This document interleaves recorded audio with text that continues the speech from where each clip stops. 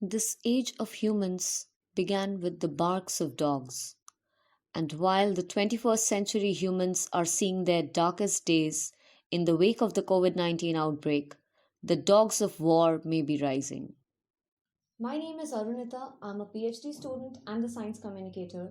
And in this video, I will be talking about how this nationwide lockdown due to COVID 19 may result in behavioral changes in scavenging animals, affecting their survival strategies, and why we should care about it. I will also talk about this very interesting citizen science program that the Dog Lab ISA Kolkata has launched with a super cool name, Bonkers Scavengers. So, in order to understand this paradigm, let us briefly talk about what urban ecosystems are. An ecosystem, as most of you must be aware, is an interacting community of living things with their physical environment.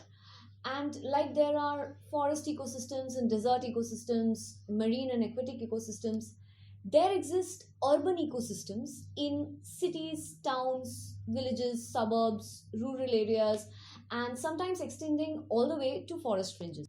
So, how does this urban ecosystem look like? What are its components?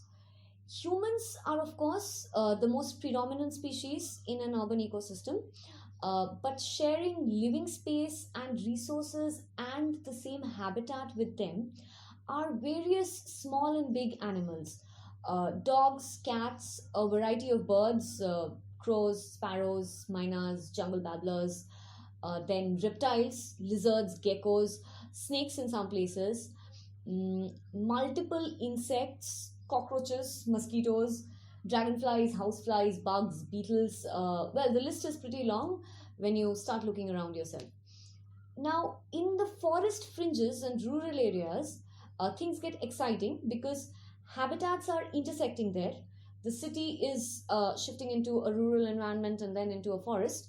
And apart from all these existing components, a load of canids get added, jackals, foxes, feral dogs, wolf dog hybrids, wild animals like elephants, leopards come into the ecosystem from the forests. Now, in all of this, dogs are a rather interesting component, and here's why. To understand this, I will briefly introduce how dogs came into being. Domestic dogs evolved from the grey wolves through a process of domestication which began about 10,000 years ago, when wolves would come into human settlements looking for food. And since we are talking about tens of thousands of years ago, there were no cities as such. Nomadic tribes would travel from one place to another, and many a times adult wolves, especially wolf pups, would travel with them for food. Now, since these pups would grow up and help the tribes in hunting prey, they kept them as pets of some sort. Thus began the process of domestication, and this gave way to a long shared evolutionary history between dogs and humans. But in urban ecosystems, we see dogs living two radically different lifestyles. The dogs that live in forest fringes and in desolate mountainous regions are known to be more wolf like. They are known to form wolf like packs and hunt during the night hours, during the dawn and dusk hours. These dogs are called feral dogs, and there are cases of feral dogs bringing down animals as big as deer and sambars, sometimes langurs, flightless birds, hunting them for food, and sometimes driving them to near extinction. But in cities, these stray or free ranging dogs, as we call them, have a very different lifestyle. They share activity hours with humans from 7 a.m. to 7 p.m. They beg for food from humans, they rummage in garbage dumps for food. They sometimes wander alone, sometimes live in big groups. In fact, they are known to form large joint families where group members cooperate with each other, take care of the young together, and live together. They are known to seek certain human proximity when choosing where to give birth. So they have a life of their own on the streets, which is their natural habitat in cities. Now, while they depend on humans for food, they clean garbage dumps in return and guard human homes. So it's kind of a peacefully coexisting relationship that they've developed with humans. like all other relationships, this one has its ups and downs too. On one hand, dogs are man's best friend. Some strays are adopted into homes and they make excellent pets, but our country does record a huge number of dog bites and rabies cases. Spreading of rabies through domestic dogs is very well documented and very frequently reported. There are incidents of culling, poisoning to control dog populations. They are a threat to wildlife in forest fringes, as I mentioned earlier, and have been known to drive vulnerable species to near extinction through overhunting. But now, let's get back to their life in the city and take a note of how they live with us, what are the adaptations they have gone through to coexist with humans. Devottam Bhattacharjee and Shubhra Sao from the Dog Lab ISA Kolkata have been studying these adaptations in detail over the last few years. They have shown development of multiple cognitive abilities, task solving abilities in these free ranging dogs, understanding of human intentions, following human gestures like following a pointing gesture, or understanding that, if a human raises a hand or a human raises a stick, it is a threat, maintaining eye contact with humans to beg for food.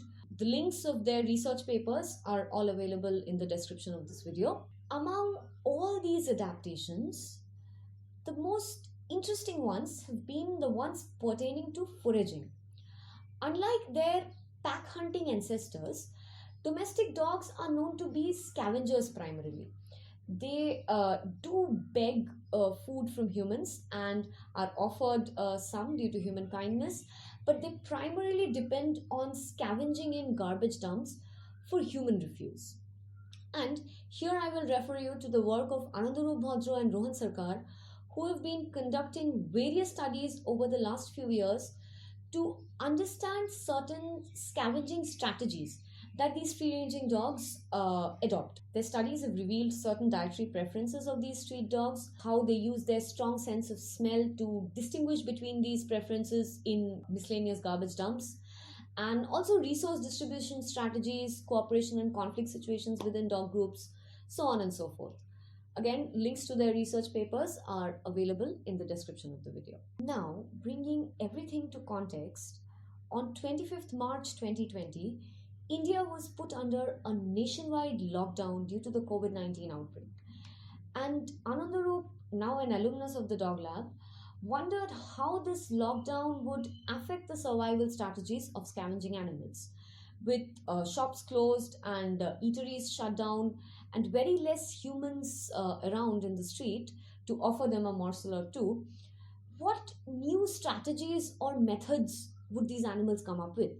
And also, now that resources would be scarce, how would that reflect upon their behavioral profiles? Would they become more aggressive, say? And just the night before the lockdown began, he put up this Facebook post. And what began as a Facebook post was quickly taken up as a full-fledged citizen science program by the Dog Lab under the supervision of Dr. Anindita Bhadro at ISA Kolkata. And hashtag Bonkers Scavengers was launched. And if you're wondering who came up with the super cool name, it was Anandaroop himself. Anybody and everybody living in this country is welcome to be a part of this study, is welcome to contribute data to the study. Data contribution is invited from dog lovers, haters, feeders, wildlifers, conservationists, photographers and filmmakers documenting certain events, and the general public. The rules are pretty simple. Be on the lookout from your balconies and windows and video record using your phones or any basic recording equipment. Video record feeding behavior of stray dogs and any other scavenging animals.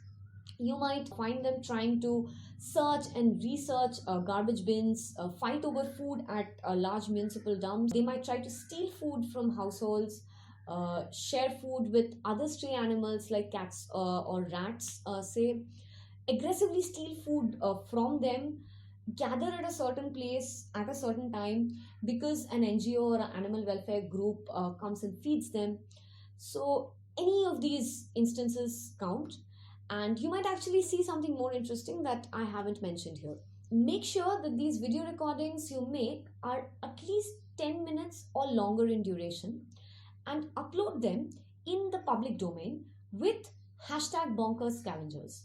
Remember, the hashtag is mandatory because that is what the researchers will use to reach your videos and access your videos and include them in the data. And make sure you post them on public platforms. So, say you're making a post on Facebook, make it on your own profile and tag the Dog Lab Facebook page in the post. The link is available in the description because you see, if you post it in a group, it might not be publicly visible and the researchers might not be able to reach your video. Even better is if you can upload it on YouTube with the same hashtag Bonkers Scavengers. Along with this, Anandaroop has designed a survey with inputs from Anindita and Rohan for a more detailed and efficient data collection to study the changing behavioral profiles, migration of dog groups, destabilization of old territories, formation of new ones, etc. And I would request you to fill that up as well. The link is available in the description. Now, why is such a study important at this stage? And why should we care at all about it? Well, I came across this Facebook post yesterday where a calf was ruthlessly hunted down by 5 dogs in broad daylight and was later feasted upon by 12 to 13 dogs. And this happened inside the city of Kolkata in Newtown.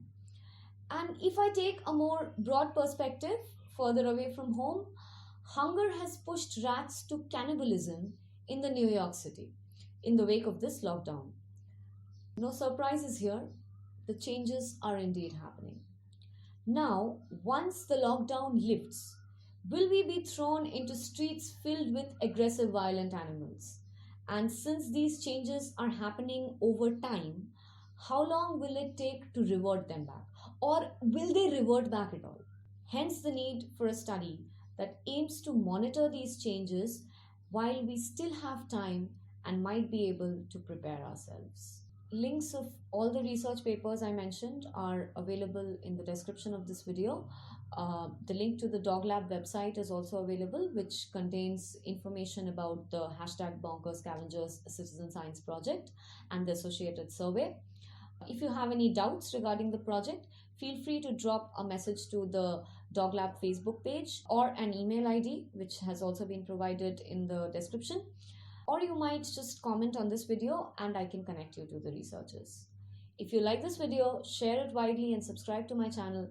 Also share this video with people who you think might be interested in this project, and let me know if your lab is working on such interesting initiatives and if you would like me to cover it. Thank you for watching.